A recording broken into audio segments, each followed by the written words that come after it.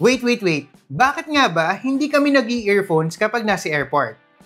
And saan ba talaga dapat nakalagay ang power bank? Yan and iba pang mga nagbabagang katanungan. Nagbabaga! Yan yung mga katanungang sasagutin natin in this episode.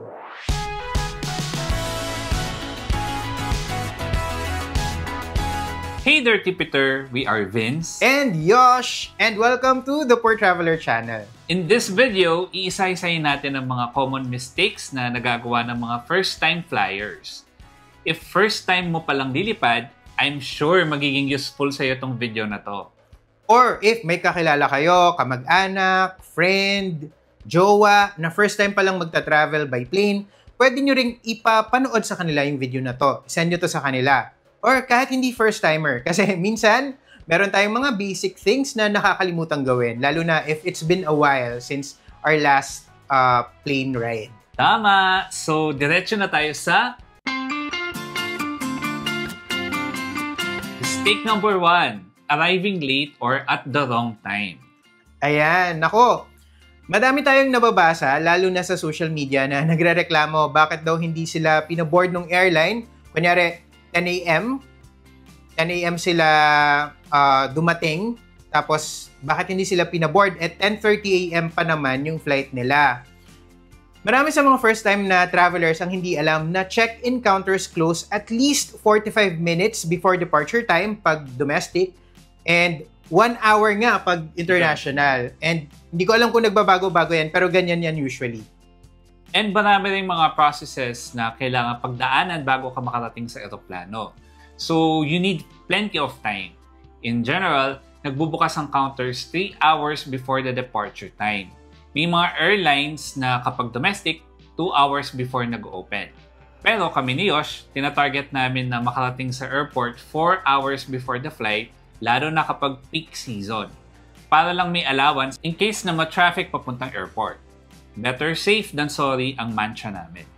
Isa pang dapat niyong tandaan is that airlines and airports around the world follow a 24-hour format or yung tinatawag nila na military time.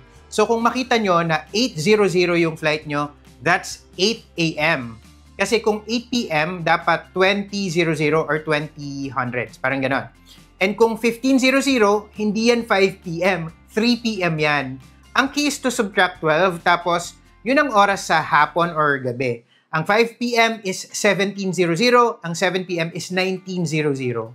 Sa mga sanay mag-travel, baka sabihin nyo, ang basic naman yan, Vincent Yosh.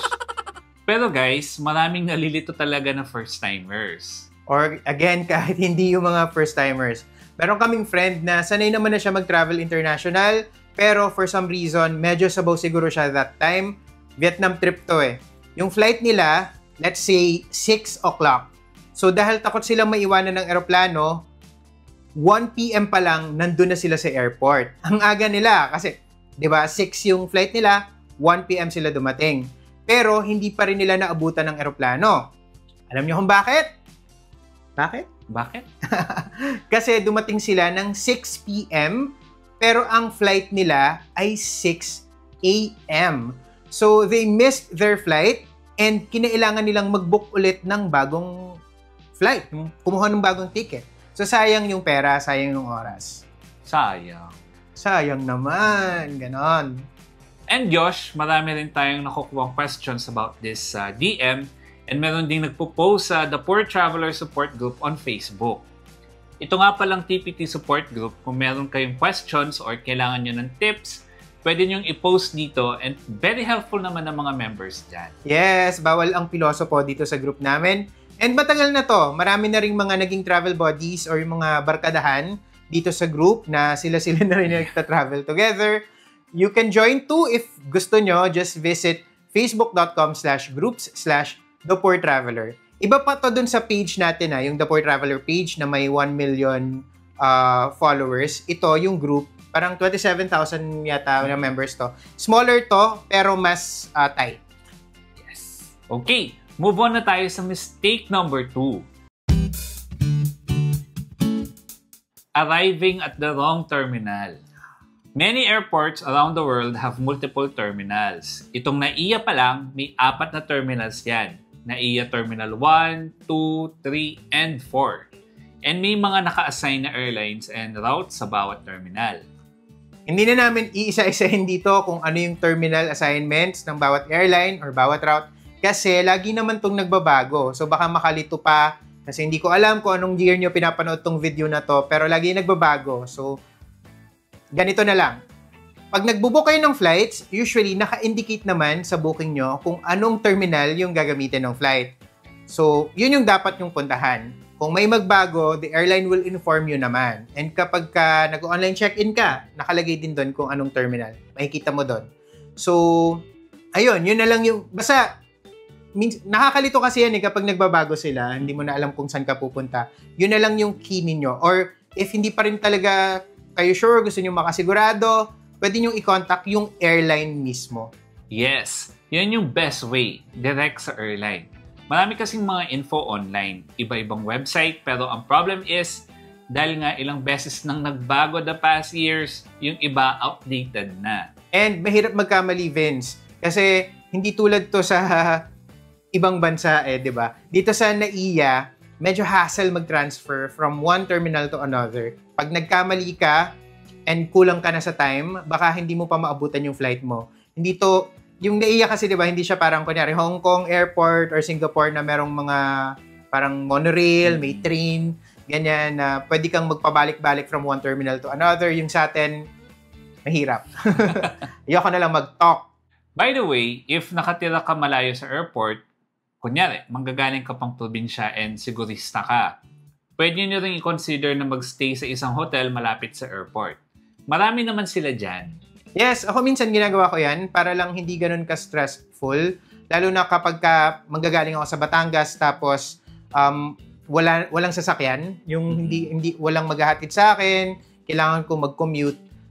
Mas madali na lang na magsistay na lang ako sa hotel malapit sa airport kaysa mang-abala ako ng ibang tao na maghahatid or maggagastos ako ng mas malaki kung magpapahatid ako. If you decide to book a hotel, you can use our code AGODATPT for 10% off. Maximum of 5,800 pesos na discount. If sa Agoda kayo magbubook, i-enter nyo lang sa deals page ng Agoda app. Tapos upon checkout, i-enter nyo ulit. Yes, twice nyo i-enter. If mas preferred nyo naman yung Klook, ang promo codes natin dyan ay The Poor Traveler Klook and TPT Klook 5 for 5% off. Ay, by the way, yung sa Agoda, kailangan all caps siya. Agoda TPT. Yan. All caps yung mga codes. Okay, mistake number 3 na tayo. Skipping online check-in. Yes, airlines usually offer an online check-in option and i-grab mo na ito. Kapag mag-online check-in ka, mas mapapabilis ang paghihintay mo sa airport kasi usually mas maigsi ang pila ng mga naka-online check-in. Although, meron ng couple of instances na naranasan namin na parang mas maiksi yung pila ng mga hindi naka-check-in. Pero mas rare yon, di ba? Parang generally, shorter talaga yung lines ng mga nag-online check-in na. Dito sa atin, usually, pipila ka pa rin talaga kung may i-check-in ka na bag. Ito yung makikita nyo sa screens na nakalagay, di ba? Bag drop. Kasi technically, ikaw as a passenger, check-in ka na kasi nag-online check-in ka na nga. Pero yung bag mo, kailangan mo pang i-hand over sa kanila.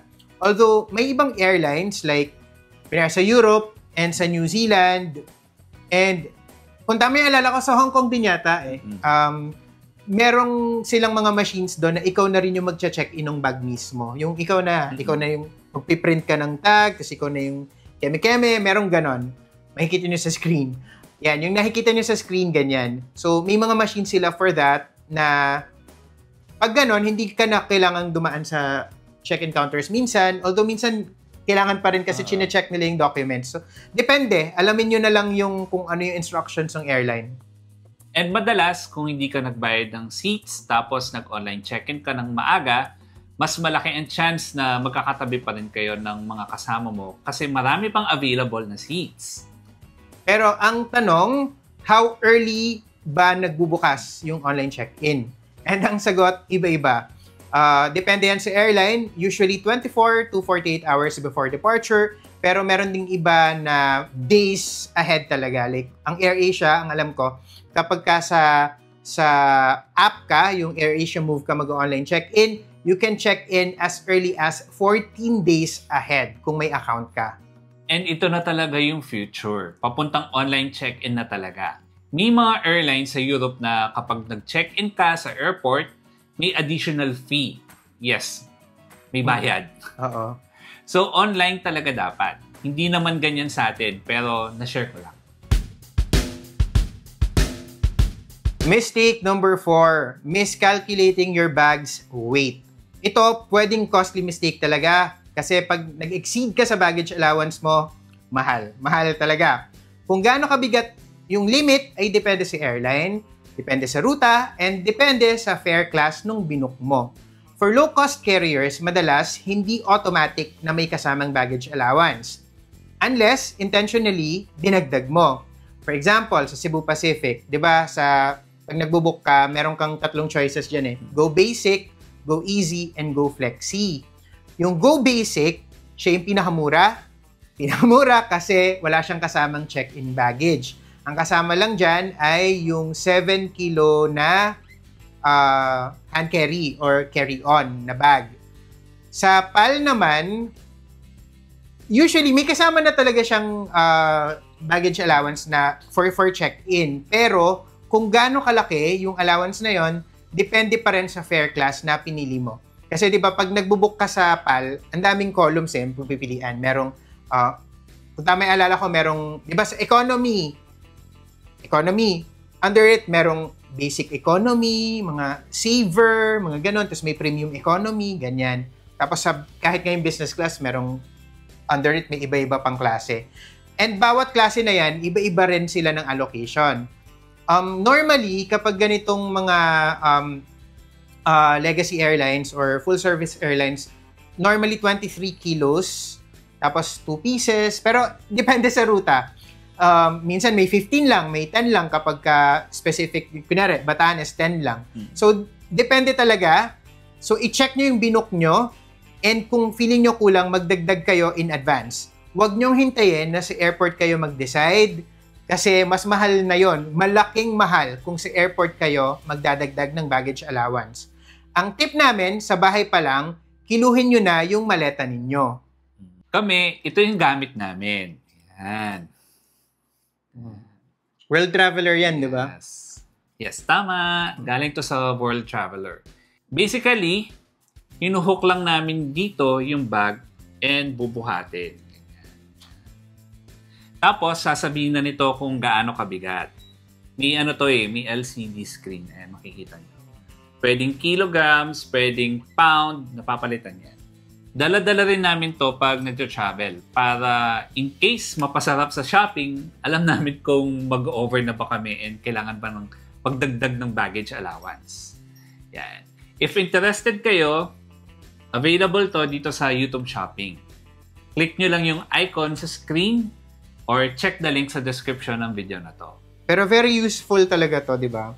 Kasi pag nag-over kayo and hindi kayo willing to pay, kailangan yung magtanggal ng laman ng bag. And yun yung medyo jahe. Ang hassle nun, tapos kasi di ba naiirita din yung nasa likod. Kasi yung pila, mas tumatagal. Okay, mistake number 5 na tayo. Not packing your bags yourself. Dapat ikaw mismo ang mag-empake ng sarili mong bag. Bakit? Para sure ka kung anong laman ng bag mo. Maraming mga bawal dalhin and ikaw ang responsable sa sarili mong bag. True. Meron akong related na experience dito. I was traveling with my nephew na bata pa. Yung sister ko kasi that time, naka-base siya sa Tokyo. And sinamahan ko lang yung pamangkin ko na puntahan siya. Ngayon, yung luggage niya, yung nag-pack, pauwi na kasi kami nito eh. So, yung luggage niya, yung nag-pack, yung mommy niya, yung sister ko. So, hindi ko alam kung anong mga nilagay niya doon. Kasi hindi ko naman siya bag eh. Di ba? Bag siya nung pamangkin ko. Sa airport, chinek-in na namin. Dumaan na kami sa immigration, nasa boarding area na kami. Tapos, biglang tinawag sa intercom yung name ng pamangkin ko. Eh, bilang bata pa siya, minor siya, syempre, ako yung kasama niya na grown up, ako yung pumunta. Pagdating ko dun sa parang may secluded na area malapit lang din sa boarding gate, kinausap ako ng staff kasi may na-detect daw sila na something sa bag niya. Tinatanong ako kung ano daw yon. Ang problema, hindi ko din alam. Kasi nga, hindi naman ako yung nag-pack and hindi ko siya bag. Hindi rin alam ng pamangkin ko. Tinatanong ko siya kung alam niya kung merong anything doon. Hindi niya rin alam. So, pinabuksan sa akin. Alam niyo yung laman ng bag na bawal? Power bank. Yan na nga sinasabi ko. Kung ikaw ang in charge sa bag, dapat alam mo ang laman. Kaya wag na wag din kayong tatanggap ng mga padala ng mga hindi nyo kakilala. Lalo na if sa airport nyo lang na-meet. Kahit gaano kabait or ka-cute, wag na wag kayong papayag na magdala ng ibang bag. Kasi hindi nyo alam kung anong laman nun. Malay mo illegal. Ikaw yung mapuputukan nun pag nagkataon. Very important. Yes. Wag kayong magdadala ng bag ng iba. Kanina na-mention na rin naman natin yung tungkol sa power bank. Punta na tayo sa mistake number 6. Not following power bank and liquid restrictions. Tandaan, yung mga liquids nyo sa hand carry or carry-on na bag ay hindi lalagpas ng 100 ml per container. Yung capacity ng container yung tinitingnan, hindi yung laman. So, kunyari, meron kayong toner or sunblock na kalahati na lang ng bote yung laman, pero yung capacity ng bote ay 200 ml, hindi pa rin siya tatanggapin. May chance na ma-confiscate pa rin siya. Pag ganun kalaki, i-check-in nyo na lang yung bote kung more than 100 ml. Pero dapat less than 100 ml para payagan siya sa hand carry. And ideally, nasa clear na lalagyan. Isa pang naghihigpit sila ngayon ay tungkol sa power bank. Marami ng cases kasi na sumabog to. So dapat hindi to nawawala sa paningin mo. Para in case something happens, madaling magawa ng paraan. Actually, hindi ko alam kung kailan yung pinapanood tong video na to, pero like today or yesterday, meron na namang isang incident na sumabog yung power bank sa overhead na cabin. Yes. Iba-iba rin ang rules per airline. Pero let's look at Philippine Airlines. Pero same lang din naman halos ng Cebu Pacific to. Ito yung sabi nila. Una, dapat dala mo siya sa loob ng eroplano. Wag na wag mo siyang i-check-in. Tama, para hindi mangyari sa inyo yung nangyari sa amin. And sa loob ng eroplano, wag nyo rin siyang ilalagay sa overhead bins kasi yun kanina nabanggit ko, 'di ba? You have to keep them on your person or ilagay nyo sa seat pocket sa harap nyo or under your seat. Basta dapat lagi nyo siyang nakikita or mabilis nyo siyang makukuha in case may mangyari. And of late, hindi nyo na siya pwedeng gamitin on board. Dadalhin nyo lang siya, pero hindi nyo pwedeng gamitin. Hindi kayo pwedeng mag-charge ng phone nyo using that power bank. Yes. Dapat ay hindi rin mag-exceed sa 160 watt-hours. Kung less than 100 watt-hours, no approval required. And kung between 100 and 160 watt-hours naman, kailangang ipa-approve sa check-in counter. Pero Vince, paano ba mo compute tong watt hours? Kasi ako, ang alam ko lang kapag, di ba sa power bank is yung mAh. Kunyari, yung ganito rin kasi yung power bank ko eh. So, yung ganyan, 10,000 mAh. Yan. Paano yun? Okay. So, ganito yan. Para malaman mo kung ilan ang watt hours ng power bank mo, ang formula is mAh times voltage. Tapos yung product nun divided by 1,000. So, ayan. Kita nyo sa screen yung computation. Yung formula. Oh, paano tayo? Math na. So, kunyari, 20,000 yung mAh at 3.7 na voltage. Yung watt hours nun ay 74 lang. So, pwede yun. It is also important to note na may mga airlines and countries na may certifications din silang hinahanap sa power bank. Kasi, di ba, makikita nyo sa mga ganito, yung may mga logo-logo. May mga print sa side ng power bank. Parang pumasa sila sa test or basta may mga ganon. So, alamin nyo na lang din yung ganon. Mistake number 7. Losing your passport or boarding pass. Nako, may kilala ako na 2 beses nang munti ka mawala ng passport sa airport. Bakit may pa-side eye? Guilty as charged. Yes, yung unang beses sa Istanbul, Hindi ko rin alam kung saan ko naiwanan. Basta, nakalagpas na ako sa immigration eh. So, nag-check-in na ako, tapos nag-immigration na ako, tapos nasa boarding area na ako nung na-realize ko na nawawala yung passport ko. Buti na lang, nahanap pa. Yung second time, sa Australia naman, pero sa ibang video ko na ikukwento. Kasi mas relevant to sa loob ng aircraft kasi to eh. And meron tayong separate video tungkol doon sa loob ng aircraft. But you'd be surprised na it's more common than you think. Kasi di ba tayo minsan kung saan lang natin sinusuksok ang passport. Tapos nakakalimutan natin kung saan natin nilagay. Kaya malaking bagay din na meron kayong pocket sa bag na para sa passport and important documents. Yung madali nyong ma-access eh hindi nakahalo sa ibang gamit. Or kung wala, bili nga kayo nung parang ganito, yung maliit na envelope na clear. Tapos dyan nyo ilagay yung passport nyo. Ganyan. Kaya gusto ko na clear para unang tingin, alam ko kung nandyan ba yung passport or hindi. 'Di ba? Ayun. Tapos dito ko rin nilalagay yung boarding pass. Yun. Maraming available sa YouTube Shopping or sa Shopee. Ilalagay namin yung links sa description. Mura lang naman yung, hindi yung actual na ganito. Makikita nyo sa screen. Kasi ito, Detective Conan eh. Sa Conan to namin nabili. Pero merong mga mas generic and mas mura na mga ganito, na plastic din. Yung boarding pass din, madaling mawala kasi papel lang yun. Kaya minsan, okay din talaga ang digital copy. Pero mas important yung passport talaga. Ingatan yung pareho. Yes. Yung boarding pass kasi pwedeng ma-reprint eh. Oo. Pero yung passport, pag nawala yan, problema talaga yan. Problemang malaki. Ako, medyo natuto na talaga ako. So, makikita nyo sa screen, kapag ka nasa airport ako, lagi akong nakapolo na may bulsa para doon ko na lang nilalagay yung passport and boarding pass. Kita ko na kaagad kung nandyan pa siya or wala and kung kailangan madaling kunin. So, yung process from check-in hanggang makasakay sa plane, andyan lang yung passport ko sa bulsa ko dito sa harap.